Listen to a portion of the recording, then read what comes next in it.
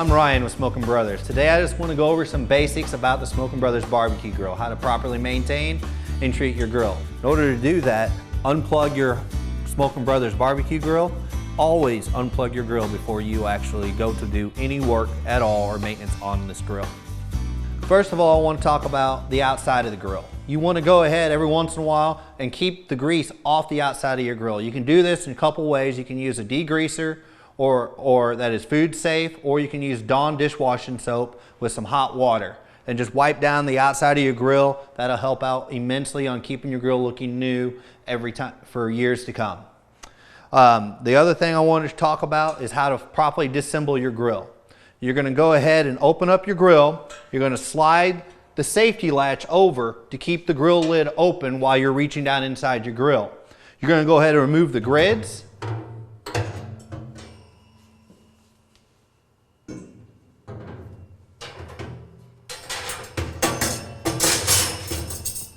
Then you're going to remove the grease pan. And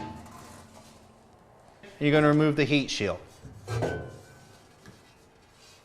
When all that's removed, then it's safe to go ahead and vacuum out your grill. Now that you have your grill apart, now you want to be sure to clean your grill inside out. You want to make sure you get all the ash around here because you are cooking with wood, so you're going to naturally have ash build up in the bottom of your grill. Inside the fire pot is key as well, because that rod is what starts your fire. If that is covered with ash, it will not start the fire of your grill, so that is key for that to happen. And I always recommend anywhere from 1.5 bags to 2 bags you want to clean out the inside of your grill. Another thing to clean while you have it apart is your RTD sensor. You always want to keep that nice and shiny. Now I use a Scotch-Brite with some Dawn dishwashing soap on to keep that nice and shiny. You can do it every time if you want, but if you start to see it looking black, it's definitely time to do that. That'll help keep you more proper temperature with your grill cooking. Now we're going to go ahead and assemble our grill. First, we're going to take the heat shield, and on the Premier model, it has a U shape cut out at one end. That's the end that goes in over your fire unit, just like this, and it has a slot that it slides into so it can't move. Otherwise, it'll do that, but you want to make sure it slides right into that slot. And that's how you properly install the heat shield with the Premier model. Now the traditional is a little bit different. It actually has 4 angles that the heat shield sits inside of. You want to take your heat shield and set it right inside those 4 angles. And that's how you properly install the heat shield in a traditional model. All right, now the next step is to put the grease pan back in. I always foil my grease pan, so if I'm cooking salmon or chicken and the next time I want to cook something else, I can take the foil off and put a new piece on. That way my chicken doesn't taste like my salmon from the night before. Now to do that, some people will make the mistake and they'll put foil over the edge. You don't want to do that. You actually want to take the foil, fold it down, come right up to the edge of your drip pan. And same to the other side. Stay right inside that lip. The main reason why you want to do that is because if you take it over, with the way these grills cook with convection air, your heat's coming up around. That foil will get caught and will actually cause hot spots on your grill. And you take this down and fold it underneath and you wrap it on there. Both grease pans are the same on the traditional and the Premier, to where you have a short lip and a long lip.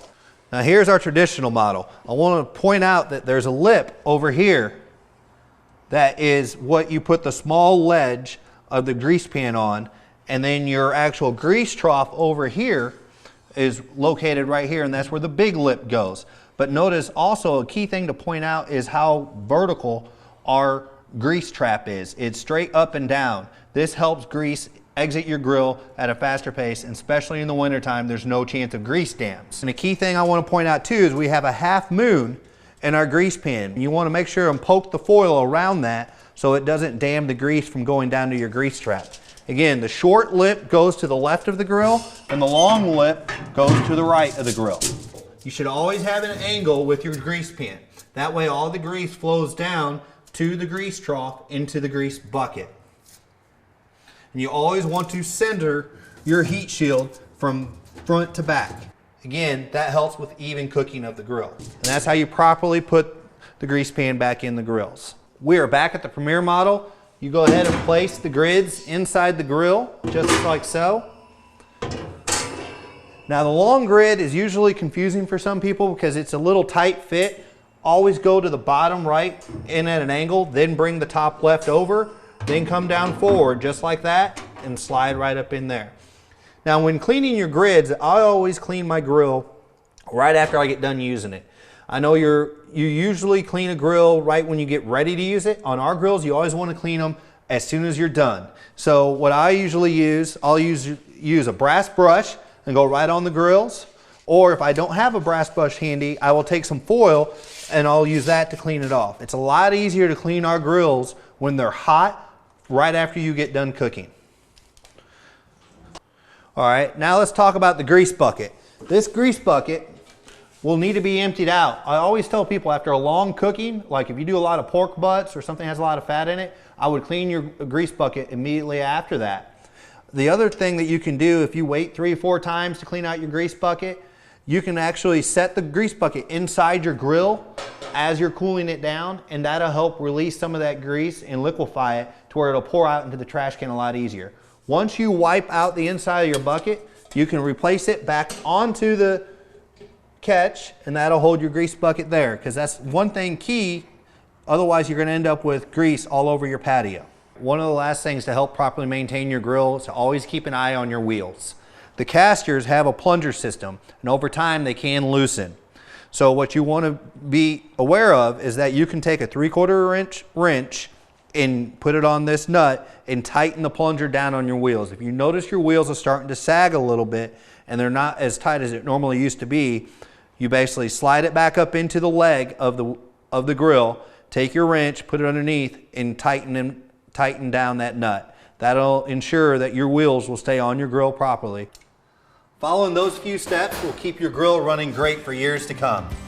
You can always reach out to us at 1-877-GRILL-EM or to our website, smokinbrothers.com. If you have any questions at all, we'll get back to you as soon as we can. So from our family to your family, have a great barbecue day.